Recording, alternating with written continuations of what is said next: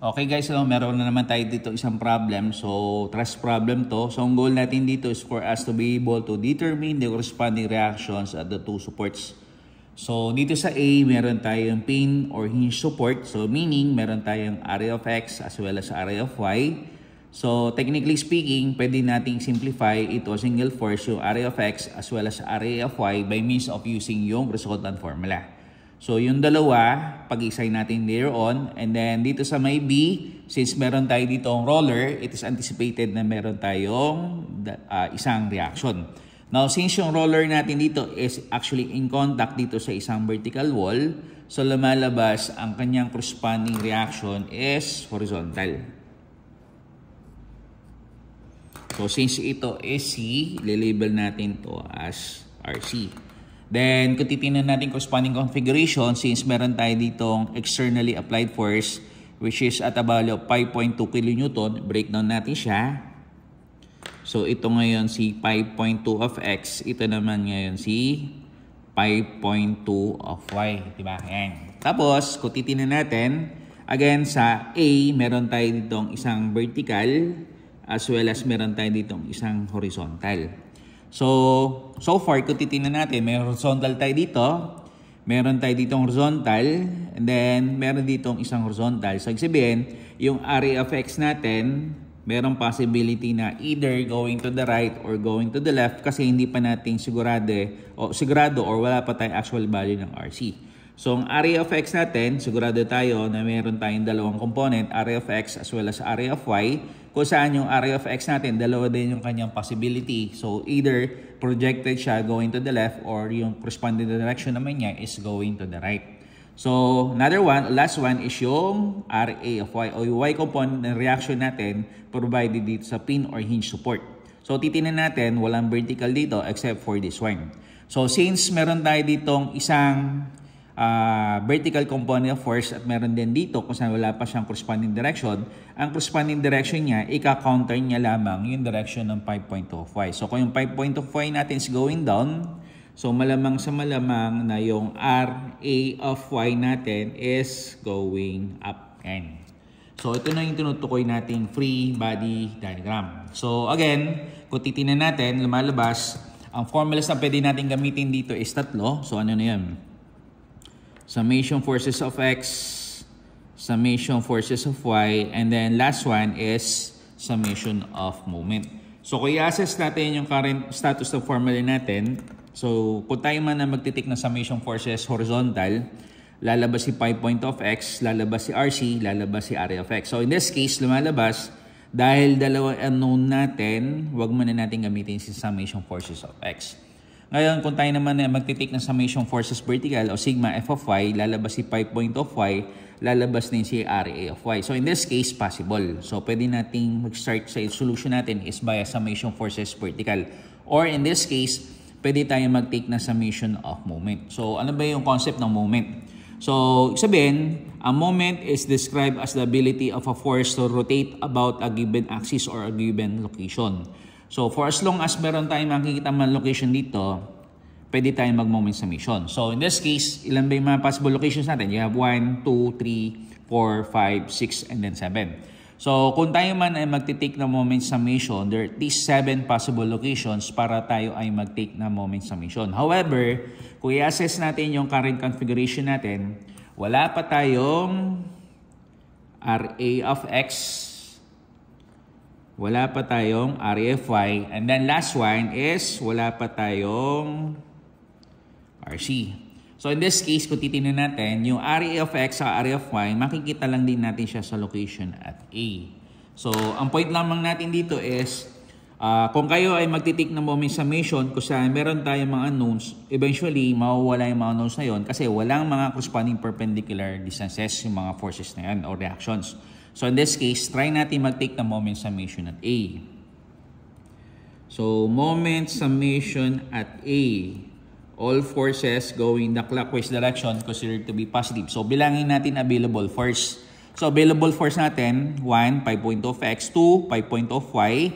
You have RC, 3, then 4, area of X, then 5, you have area of Y. Now, supposedly, kayo ay mag-take ng moment summation at A. Ilan ba yung forces o reaction natin at A? So, dalawa.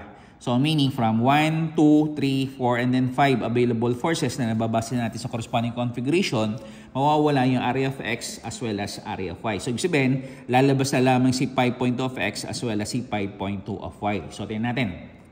So lalabas, iikot tayo dito sa A. So ikot tayo kay A. So kung titingnan natin, ang pi point of X is actually nasa ilalim ni A. So, ibig sabihin, pag nag-rotate tayo, ang corresponding sign convention ni pi point of X is actually positive. Ngayon, si pi point of Y nasa kanin. So, meaning, pag nag-rotate tayo, ang sign convention niya is positive. And then, last one is, kung titignan natin, si RC nasa ilalim ni A. So, meaning, pag nag-rotate tayo dito, ang corresponding sign convention niya is actually negative. So, tingnan natin. So, lalabas siya. So, anahin mo na natin si pi point of X. So, pi point of X is actually positive. Pi point 2 of X. So, moment is described as force. Ito yung force multiplied by yung perpendicular distance. So, ang perpendicular distance ng pi point 2 of X magmula kay A is, ito siya, di ba? Extend kayo ng line hanggang dito.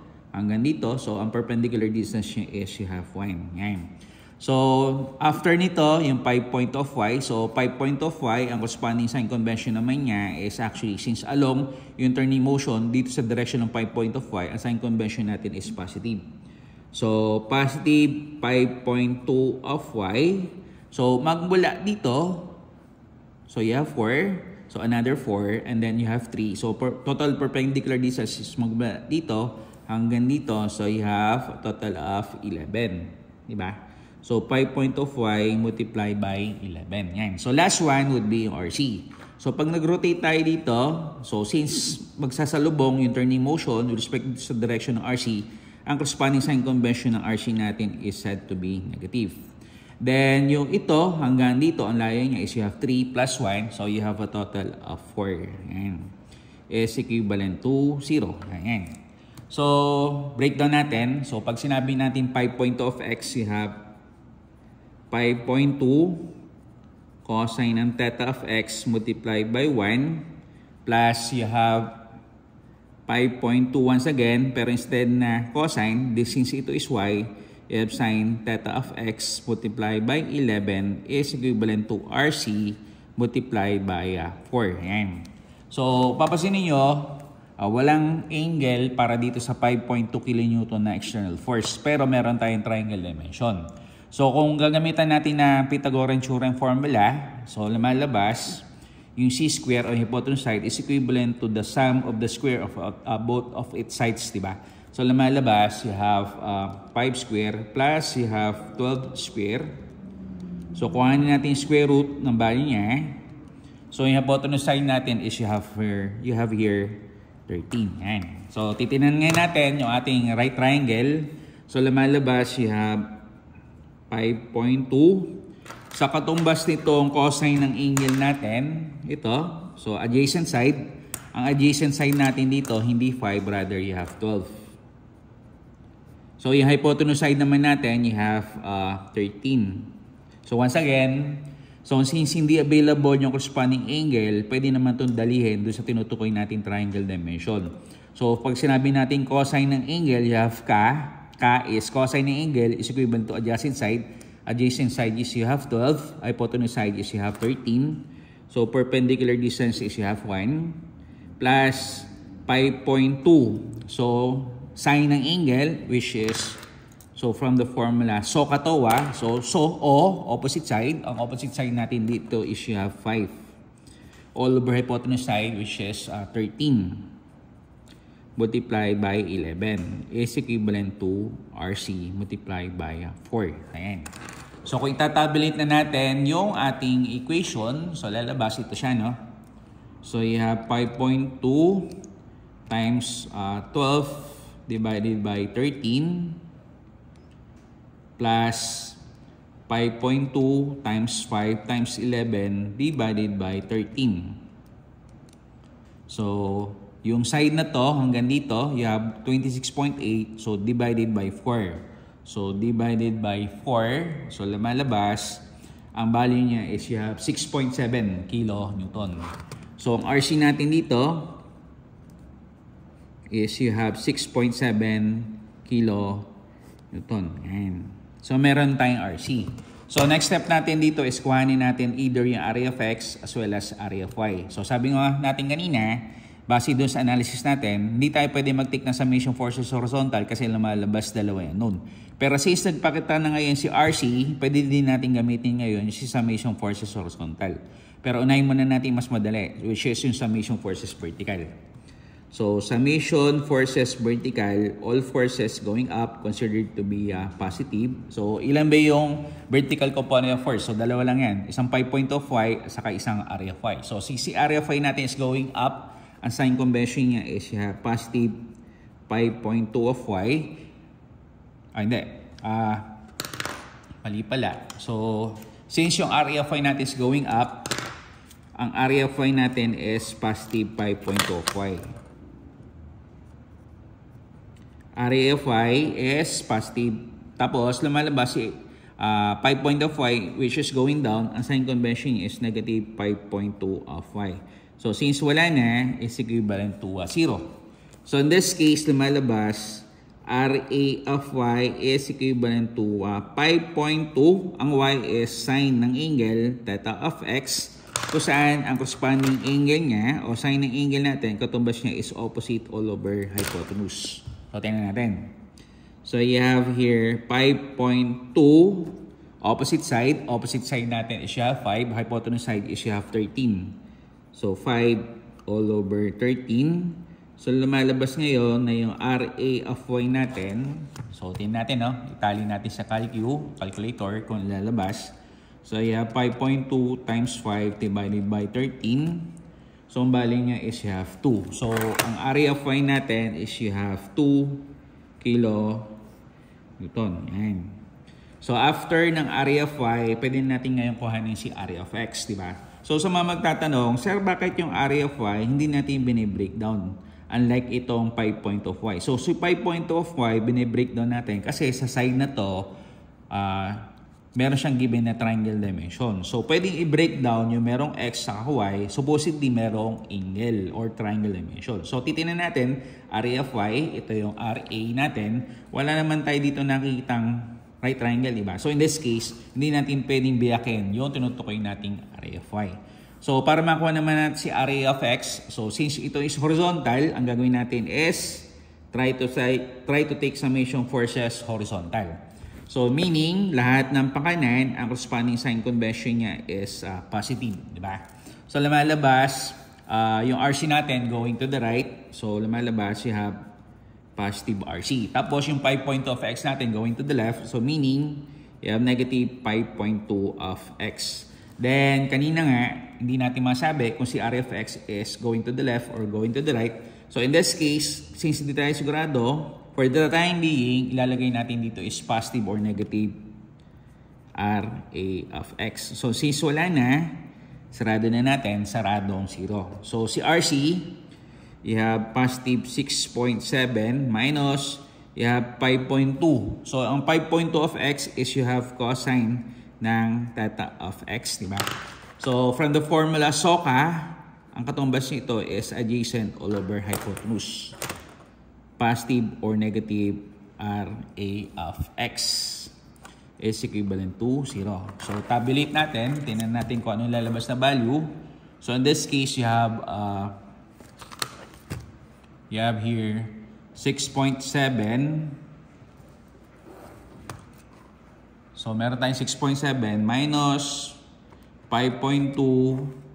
So, tingnan natin, adjacent side. Ang adjacent side natin, base dito sa corresponding configuration, is you have 12 all over 13. So, sulat ko lamang uli. So, positive 6.7 minus 5.2. So, adjacent side. Adjacent side is you have 12 all over 13.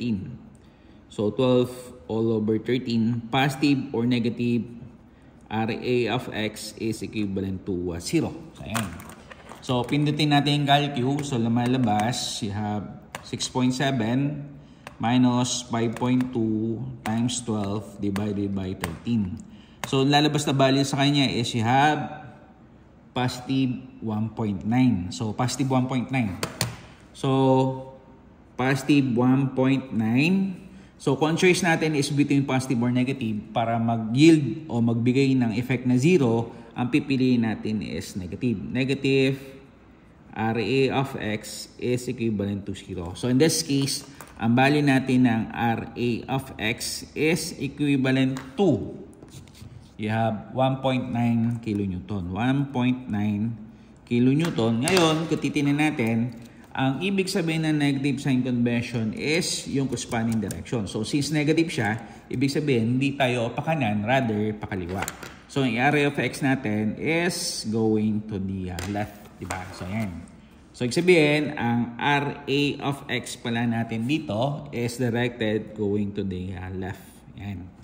So, titingnan natin, meron tayong area of x as well as area of y. Ngayon, di pa tayo sigurado kung tama or mali yung ginagawa natin. So, ang gawin natin dito is for us to check kung tama ba yung mga obtained values natin. So, ang gawin natin dito is mag-checking tayo. So, checking. So, again, sinabi ko, you have 1, 2, 3, 4, 5, 6, and then 7. 7 possible locations para tayo mag-take na moment summation. So in this case, para maiba naman, mag-try tayo mag-take na moment summation dito sa may point at B. So moment summation at B. So moment summation at B.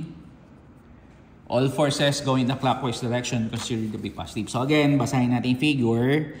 So lumalabas, ilan ba yung available forces natin? So you have 1, 2, 3, 4, and then 5. 5 available forces. Pero, kung tayo man ay magtitik na moment summation at B, ang mawawala lang sa kanya is yung 5.2 of x. So, meaning, lumalabas 1, 2, 3, 4, and then 5, less 1, 4 yung dapat nating mabasa ang corresponding forces. So, tingnan natin. So, pag nag-moment tayo dito sa may B, ang corresponding sign convention ni 5 of y is technically positive. So, lumalabas, you have positive 5.2 of y. So, yung layo nito hanggang dito, you have 4 plus 4. So, you have a total of 8. Ayan. So, nakakasan tayo. Meron pa tayong 3.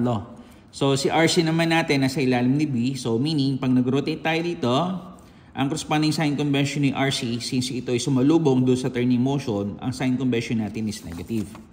Negative RC.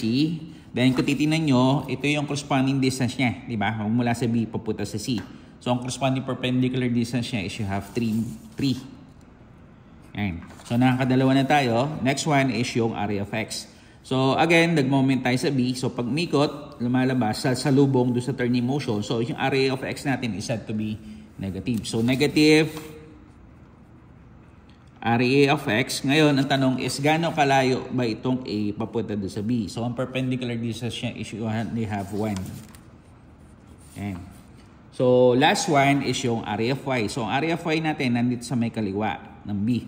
So, meaning, pag nag-rotate tayo, ang sign convention ni area of y is said to be positive. So, positive RA of y. Ngayon, ang tanong is, gaano kalayo itong side nito papunta dito? So, measurement of perpendicular distance niya is listed at 3. So, since wala na, is equivalent to 0. So, in this case, nakita na natin 4. So, ang gagawin natin dito is i-breakdown natin and then papatunayan na natin na siya is almost equivalent to 0. So, in this case, you have positive 5.2 of y, sine ng theta of x multiplied by 8. So, minus RC value. Ang RC value natin dito, ang RC natin is you have 6.7. 6.7 multiplied by 3. And then, array of x value minus array of x. So, ang array of x natin dito is you have 1.9. So, array of x natin is you have negative 1.9 multiplied by 1 plus array of y. Array of y naman natin is you have 2. So, F2 multiplied by 3 is equivalent to 0. Ayan. So, ang tanong ngayon dito is, ano ba katumbas ng sign ng theta of x? Sign ng theta of x is you have opposite all over hypotenuse. Kung saan ang corresponding value niya, opposite side, you have 5 all over 13. So, katumbas dito is you have 5 all over 13. So, pindutin na natin sa calcu yung mga corresponding values. So, lumalabas ngayon, ito siya. So 5.2 multiplied by 5 divided by 13 multiplied by 8. So malabas itong side na to, you have 16 minus, you have 6.7 times 3. So magmula dito hanggang dito, so far you have negative 4.1 minus 1.9 multiplied by 1. Then last one is plus 2 multiplied by 3. So pag tinali na natin o chinek na natin, ang actual value niya is 0. So in this case, 0 is equivalent to 0. Ayan. So check siya. Ayan, di ba? So ang gawin natin dito is after ng B, mag-try tayo to take moment summation naman dito sa may point at C. Di ba? C. So sa C naman tayo mag-moment. So moment summation naman tayo at point C. All forces going the clockwise direction considered to be positive. So tingnan natin, basahin natin original configuration. So again, ang available forces natin, you have 5.2 of x, 1, 5.2 of y, 2, RC, 3, area of x which is 4, and then area of y which is 5. So supposedly tayo ang mag-take na moment summation at C, ang mawawala dito is si RC kasi nandun siya mismo sa point at C, di ba? So sabihin, yung apat available forces, tatlo dapat yung makita natin do sa ating moment summation dito sa may C. So, 1, 2, 3, 4. Apat pala. So, apat pala yung dapat lumabas dito. So, tingnan natin. 1 by 1. So, tingnan natin, no? So, with moment summation at C, so lumalabas, ang sign convention ni area of x, kung pag umikot, since sumalubong siya, ang area of x natin is said to be negative. So, negative area of x. O yun ang tanong is, gaano kalayo itong A papunta dito sa may C? So, you have 3 plus 1, you have a total of 4, diba? So, 4. Yan.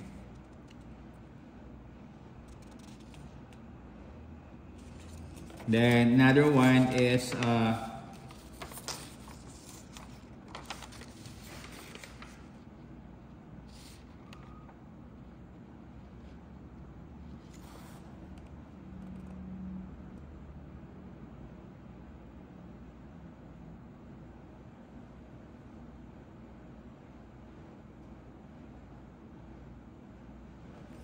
so, another one is, after nitong area of x, sunod din natin si 5 point of x. So, si 5 point of x nasa taas ni C. So, meaning, pag umikot tayo sa C, sasalubong siya dito. So, ang sign convention ni 5 point of x is said to be negative. So, negative 5.2 of x. So, ang tanong is, gaano kalayo yung side na to up to this side? So, lumalabas siya 3. So, multiply by 3. So, another one is yung value ng 5 point of y. So, yung 5 point of y, pag umikot tayo dito, ang corresponding sign convention ni 5 point of y is said to be positive. So, positive 5.2 of y. So, yung layo nito hanggang dito, so you have 4 plus 4, you have a total of 8. Ayan. So, last one is yung RA of y. So, umikot tayo sa C. So basically, yung turning motion natin is along do sa direction ng area of y, which is going up. So lumalabas na yung area of y natin is said to be positive. Yan. And then, ang perpendicular distance niya, magmula dito hanggang dito, is said to be 3. Yan. So since wala na, is equivalent to 0. Yan.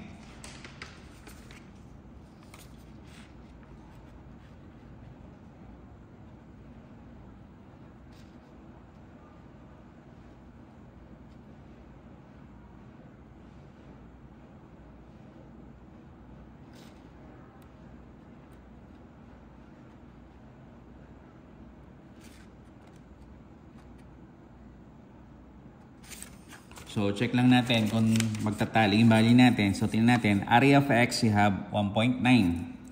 So, negative 1.9 multiplied by 4 minus 5.2 of x. 5.2 cosine ng theta of x multiplied by 3. Plus, you have 5.2 of y. So, y is sine ng theta of x multiplied by 8. Plus, you have area of y. Area of y natin is you have 2 kilonewton. So, you have 2 multiply by 3 is equivalent to 0. So, ayan. So, simplify natin. You have negative 1.9 multiplied by 4 minus 5.2. So, ang katumbas ng cosine ng angle, which is theta of x, is adjacent side, so which is 12 all over 13. So, 12 all over 13 multiplied by 3 plus you have 5.2 of y. So, pag sinabi nating sine ng angle, you have opposite side. Opposite side natin, you have 5 all over 13. So, 5 all over 13 multiplied by 8 plus you have 2 multiplied by 3 is equivalent to 0. So, ayan. So, itabulate natin o itali natin kung ano yung lalabas sa simplified value. Dapat ang value niya is 0. So, negative 1.9 multiplied by 4 minus 5.2 times 12 times 3 divided by 13 plus 5.2 times 5 times 8 divided by 13. So, negative 6 plus 2 multiplied by 3. So, in this case, lumalabas, 0 is equivalent to 0. So, 0 is equivalent to 0. So, na-check na natin siya. So, after ng C, so tapos na tayo sa A, tapos na tayo sa B, tapos na tayo sa C. So, sunod naman natin si D. So, moment summation at D. All forces going the clockwise direction considered to be positive. So, again, bilangin natin available forces. You have 1, 2, 3, 4, and then 5. Now, since nag-moment tayo dito sa may D, eventually mawawala si 5 point of x. Kasi kahit saan nyo tingnan, wala kayong maipoproject o maipapakita ang perpendicular distance si 5 point of x magmula kay D. And then another one, yung direction ng 5 point of x is papunta doon sa D. So dapat yung tandaan is supposedly meron kayong force either nanggaling or papunta doon sa location kung saan kayo magtitik ng moment summation, hindi siya magiging part na moment summation. So again, so we have 1, 2, 3, 4, and then 5. So 5 available forces less yung 5 point of x. So 4 dapat yung makita natin. So, starting off dito sa 5 point of y. So, pag nag-rotate tayo sa D, ang sign convention ni 5 point of y is you have positive.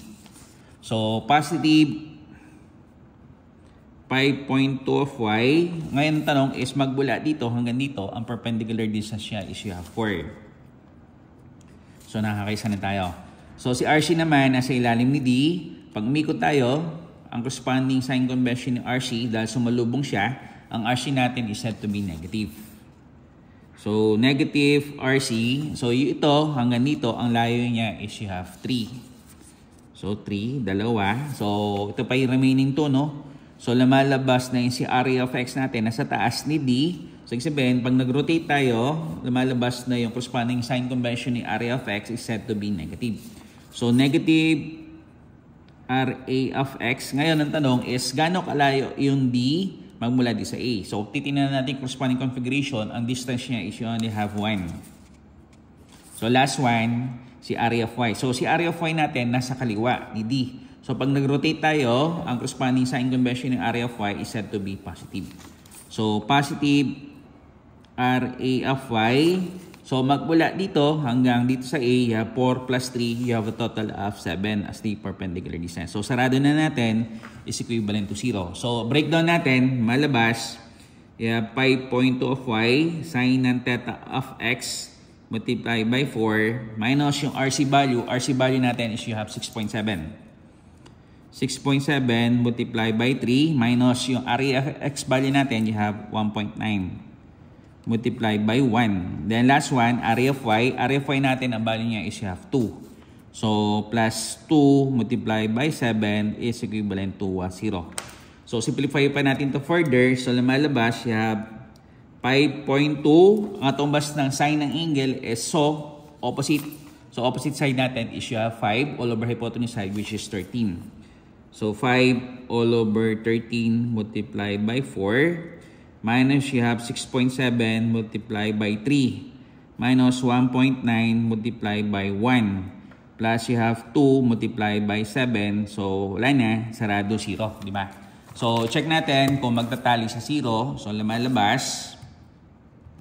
You have 5.2 times 5 times 4 divided by 13. minus you have 6.7 multiplied by 3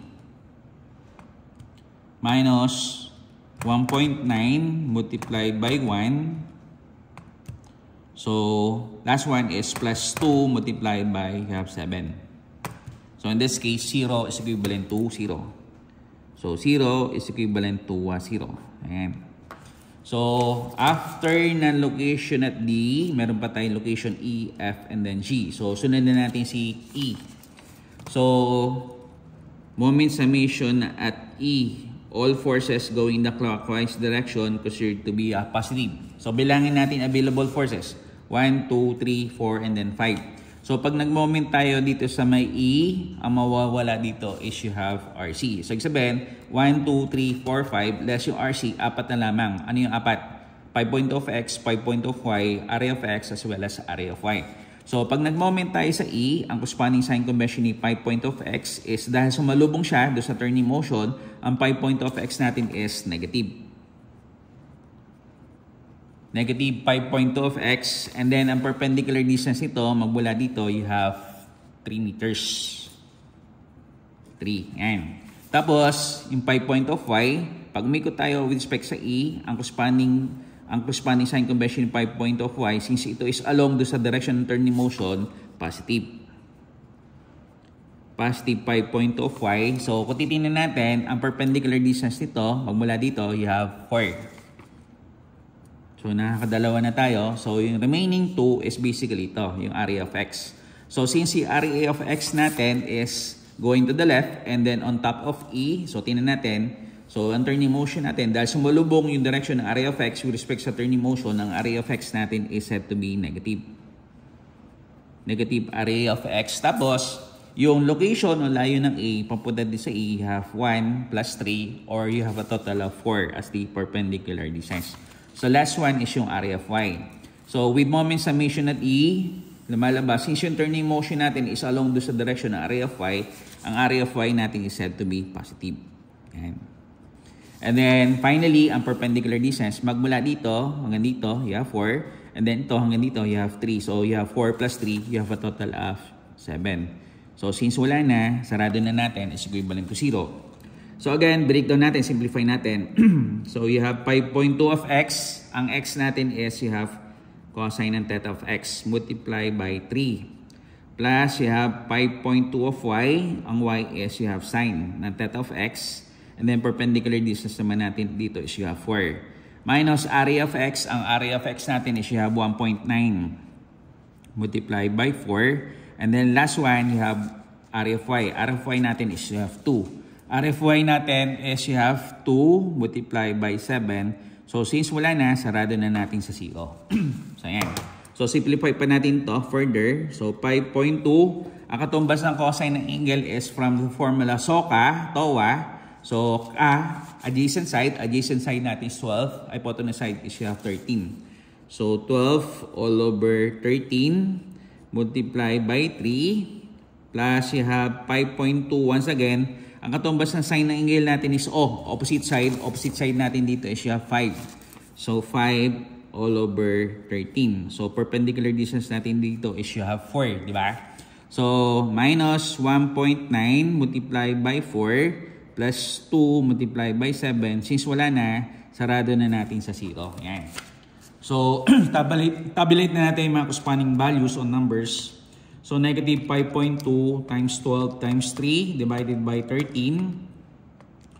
So, plus you have 5.2 times 5 times 4 divided by 13. Then, you have minus 1.9 times 4. So, lalabas sa kanya is you have negative 14. So, negative 14 plus 2 multiplied by 7. So, in this case, 0 pa rin siya. So, 0 is equivalent to 0. So, magmula dito sa A hanggang sa may E, ipapakita na natin ng balance. O lahat ng mga corresponding values, ang tendency nila is to negate or to offset each other's effect. So, papasin natin, lahat ng checking natin dito, so far, nagsisiro siya. So, after ng E, susunod na natin dito yung pinaka-isa, which is F, di ba? So, gawin natin dito is moment summation dito sa may location ng F. all forces go in the clockwise direction considered to be positive. So yan. So again, available forces, 5 point of x, 5 point of y, RC, RFX, saka RFY. So 1, 2, 3, 4, and then 5. Supposedly, mag-take tayo ng moment summation at F, mawawala si 5 point of y. So from 5 available forces, 4 yung dapat natin consider. So ano na yan? 5 point of x, RC, RFX, as well as RFY. So pag nag-moment tayo sa F, ang corresponding sign convention ng 5.2 of x is basically negative. So negative 5.2 of x. So negative 5.2 of x, ang layo ng F papunta sa G, ang corresponding perpendicular distance niya is you have 3. Yan.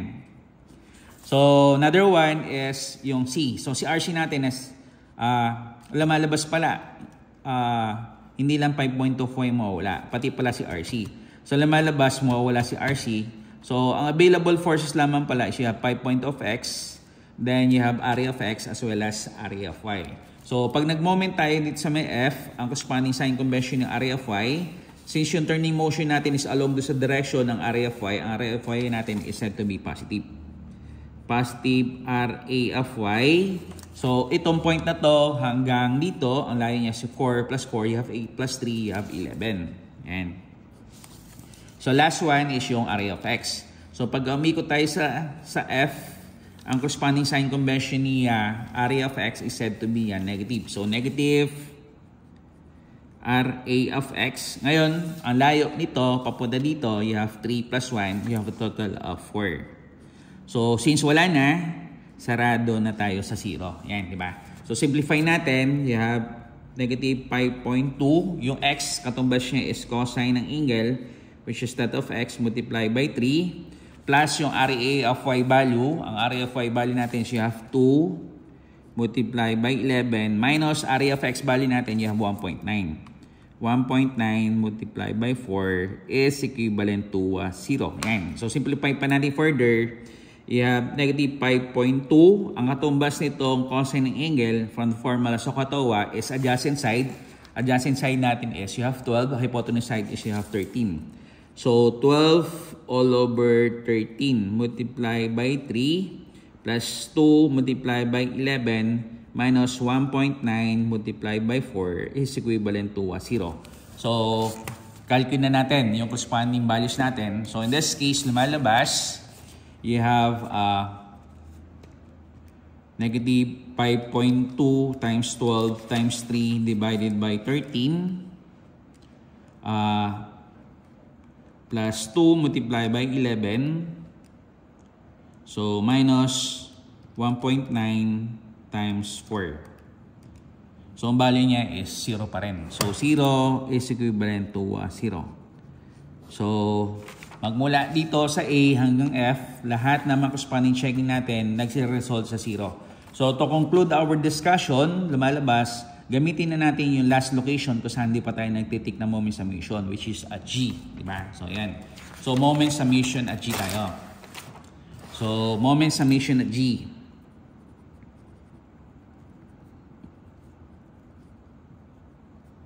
Moment summation at G, all forces go in the clockwise direction considered to be positive. So, basahin ulit natin figure. So, lumalabas, 1, 2, 3, 4, 5. So, since sa G, meron tayong dalawang available forces. Mawawala si 5 point of x, mawawala si 5 point of y.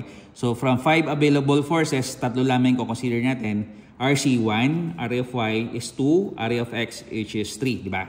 So, moment tayo sa may G. Pag umikot tayo dito sa may G, mapapansin nyo na yung turning motion natin sasalubong doon sa direction ng RC. So, si RC natin is said to be negative. So, negative RC. Then, kung titignan natin, magmula dito hanggang dito, ang perpendicular distance niya is you have 3. So, you have 3. Yan. Tapos, si area of y, nasa kaliwang side ni G. So, lumalabas, dahil ang turning motion natin dito is along dito sa direction ng area of y. Ang area of y natin is said to be positive. Area of y is said to be positive. Ngayon, ang distance magmula dito hanggang dito, you have 4 plus 4, you have 8 plus 3, you have 11. And so last one is yung area of x. Pag umikot tayo dito sa may G, papasin natin, sumasalubong yung direction ng area of x dito sa turning motion. So, ibig sabihin, pag nagsalubong, negative. Negative area of x. Ngayon, ang tanong would be, gaano kalayo itong location ng G magmula dito sa A? So, kung titignan natin, ito, ang corresponding perpendicular distance siya is said or found to be at a value of 1. Ayan. Is equivalent to 0. So, lagay na natin corresponding value. RC value, ang RC natin you have 6.7. Negative 6.7 multiplied by 3 plus area of y. Area of y natin is you have 2. So, 2 multiplied by 11 minus area of x. Ang area of x value natin, you have 1.9. Multiplied by 1 is equivalent to 0. So, check na natin. Update na natin mga corresponding values. So, you have negative 6.7 multiplied by 3 plus you have 2 multiplied by 11 minus you have 1.9 multiplied by 1. So in this case, 0 is equivalent to 0. So 0 is equivalent to 0 pa rin siya. So 0 is equivalent to 0. So ayan. So check na naman siya.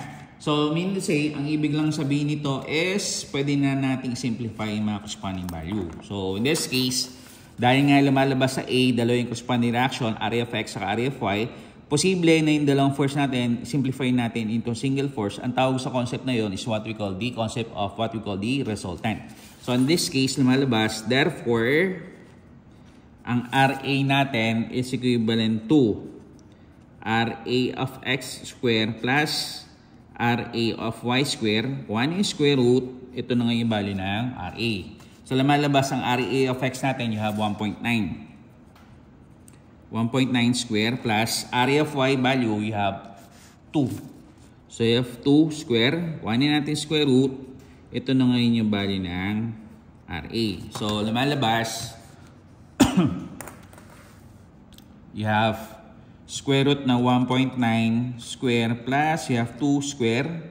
So, kuhanin natin yung pinaka square root niya. So, yung value natin ng RA, ang magnitude niya is you have 2.7586.